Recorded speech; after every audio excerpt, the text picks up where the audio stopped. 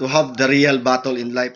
Sa dihang nagtawag si Kristo og kaluwasan sa tibuok kalibutan, kinsa lang ang naka-perform? Si Noah lang.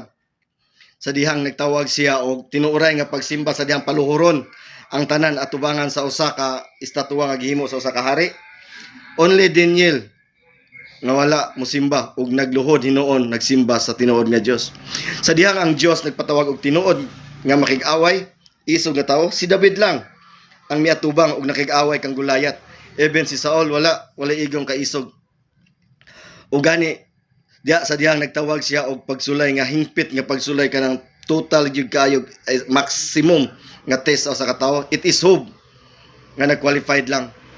And even diya sa pagtawag niya sa pagsangyaw sa mga Gentiles, si Paul lang ang maong perform niya na tungod kay lisod. O gani, what's worse, sa dihang gidakop si Christ, wala ni isa sa iya mga apostolis ang naa sa iyang kilid, nanagan sila, no one left behind.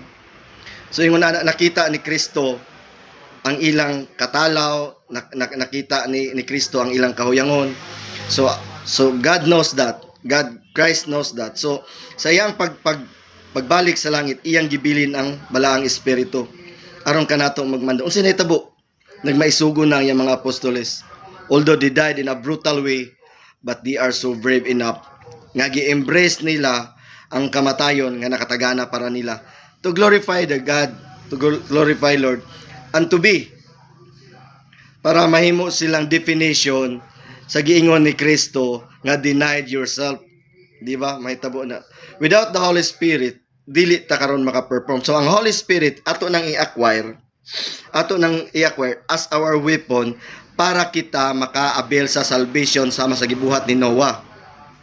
Para kita makasimba bisan pa man sa mga pagsulay og offer sa kalibutan, still we kneel down to God, still we praise God like sa gibuhat ni Daniel. And even if naay adunay lig-on nga panag-away nga usahay makaingon ta nga uy, di man ako ni kaya, we have the courage and braveness like David.